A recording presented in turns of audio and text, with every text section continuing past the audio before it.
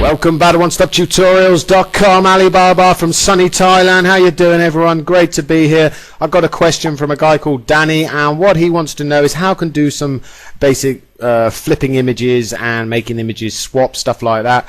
And the way you do that inside of Photoshop is set it up to be some form of animation. Okay, so what we're going to do is get straight into this. We're going to go to File, New, okay, and I'm just going to make a basic document, 300 by 300. It doesn't matter because all I'm doing is actually adding text. What I want to do is I want to choose the text tool, and I just simply want to type some text, One Stop Tutorials. Okay, I'm just going to move that in. There we go. And then I'm just going to type something else like, I don't know, animation, because that's what we're doing.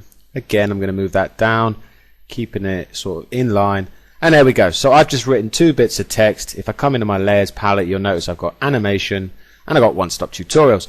Now the way this animation works is, let's say you had 3 pictures or whatever you had, okay, you have to have everything in one document, okay. So if you had 3 separate images, you'd need to drag them into one document, and each individual picture needs to be on its own layer, okay. That's the way this works. I couldn't have animation and One Stop Tutorials on the same layer, because when it comes to animation, it would animate that layer out and you'd be seeing both the text, okay. So make sure everything is on its own individual layer.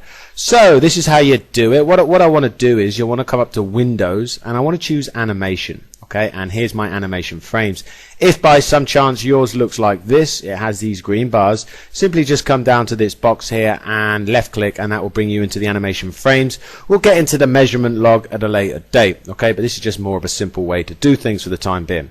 What you have here, you have your frame, and you can notice underneath it says 10 seconds or whatever yours says. You simply choose this arrow, left click on that, and you can adjust the timing of this frame, so how long this frame will last for in these properties. If you wanted to add your own, you just simply click on Other, and that will allow you to type in how many seconds you want this frame to play before it goes on to the next frame, okay. The next arrow underneath says once, and what you have here is, this is, let's say you had 5 frames. This means that it would play those 5 frames once, and then the animation would stop. You can choose to have it 3 times. You could choose to have it forever, so it would just be a constant loop over and over again. Or again, you could come to Other, and you can type in how many times you want this to play, and put it in there, and that was how many times it will loop the whole animation. Okay, so that's the basic stuff. Now what I want to do is, I want to show you how to add a new frame, and you do that by this little icon that looks like Add a New Layer. Okay, simply left click on that, and you'll notice I now have 2 frames. So I've got 2 frames that say One Stop Tutorials. When I select the second frame, you'll notice I've selected it because it's in a blue color. I simply come to my layers palette, I close off One Stop Tutorials, and I open up animation, and now I have One Stop Tutorials for the first animation, and I have animation for the second frame, okay. Now the problem I have here is that they're both 10 seconds, and I actually want to make them a bit smaller. So all I do is hold down Control or Command on my keyboard, and this will allow me to choose which frames I actually want to choose. So if you had 10 and you held down Control or Command on your keyboard, this will allow you to individually select which ones you want. Once you've selected which ones you want, you can change all those frames one time, okay, just by clicking any one of these arrows. Doesn't matter which one, simply left click on the arrow and then choose the amount of time that you want for all of those frames that you've selected to be. Okay, so in our instance we got 2 seconds for the first, 2 seconds for the second. Now when you've inserted more than one frame, you'll notice you get a little play button. So if I hit the play button, this will go for 2 seconds, animation will go for 2 seconds, and that is it because it's set to go once. Okay, now what I want to do is I want to add this little effect where it actually fades in. At the moment it's a bit robotic and it's a bit tick tick tick, so we want to have it more smooth. So the way you do this is you select the 2 frames, generally they're next to each other, that you want to add a tween to. Okay, a tween will allow it to have that bit of a motionless, jagged look to it. Okay, so let me show you what I mean. I'm going to select the first frame. In fact, before I do this, actually, on the second frame here, on the animation frame, I'm going to come back into my layers palette. With the animation layer selected, I'm going to bring down the opacity to something like, I don't know, 30%. I'm bringing the opacity down. Okay, now what I want to do is I want to select both of these layers. Simply want to hold down Control or Command on my keyboard to do that, and then I want to come to this little icon here, which is the tween. I want to simply left click on that, and that will bring up the tween menu, and I can change some settings. Okay, what I want to change is how many frames to add. So how many frames do I want to add in between these two frames here? I want to add 3. Okay, this is all just keeping the position, the opacity and the effect the same as what we have in the frame. Okay, so I'm going to hit OK, and you'll now notice that since we've done that, it's applied extra 3 frames to our animation, and it's going to tween it from the original, which is this full on One Stop Tutorials dark color, to the animation with a little bit of opacity. All it does is it blends in between them, and there we go. Now if I click on the first frame and hold down shift on my keyboard and click on the last one, it'll allow me to select all the frames, and again I can come in and make these 0.5 seconds, so it's a bit faster. What I want to do now is at the end of the animation, I simply want to click a new animation. Okay, I then want to come back into my layers palette, and on animation I want to move the opacity back up to 100%. Now I want to add a tween between these two, between the beginning of the opacity animation to the full-blown animation.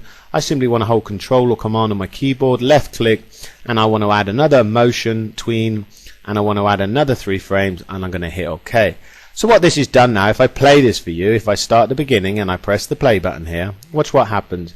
One Stop Tutorial blows out, animation comes in. Okay, so you can do this sort of stuff with any stuff really. I mean, you could bring in some graphics and bring some images in.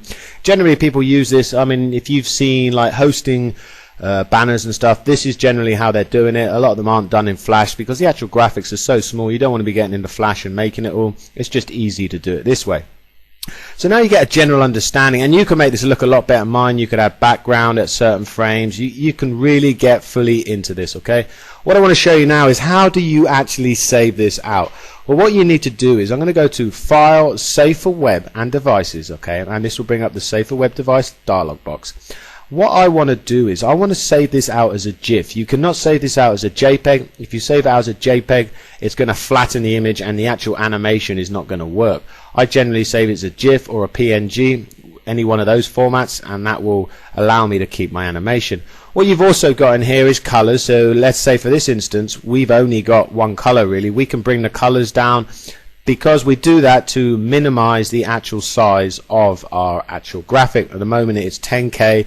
It will take 3 seconds to load at the speed of 56.6 kilobytes per second. Okay, so you can come in, you can play with these settings, and this will allow you actually to minimize and to bring down the K of the actual graphic. Okay, coming into all these options. Okay, now what you also have here is you can also play the animation. They got a play and pause and stuff like that here, so you can play the animation and it will show you in the Save for Web and Devices how it will look. Okay, so let's say we're happy with that and all is okay. I'm just simply going to hit save, and I'm going to just choose to, I'm going to call this animation.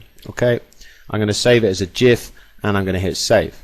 So now when I actually come in and choose animation, let's get rid of that one, and double left click on the GIF file, you'll now notice it's kept my animation to exactly how we built it. So that is just a quick overview on how to do this. I hope it's helped you out, Stuart. And yep, you, like I say, you can have backgrounds to flip in at certain times. You can really get into this and make your animations look quite funky. Take it easy, guys and girls. Great to be back. I'll catch you at the next One Stop Tutorials. Please subscribe to my YouTube, check out my website and my forum, and I shall catch you guys and girls very, very soon. Take it easy, everyone.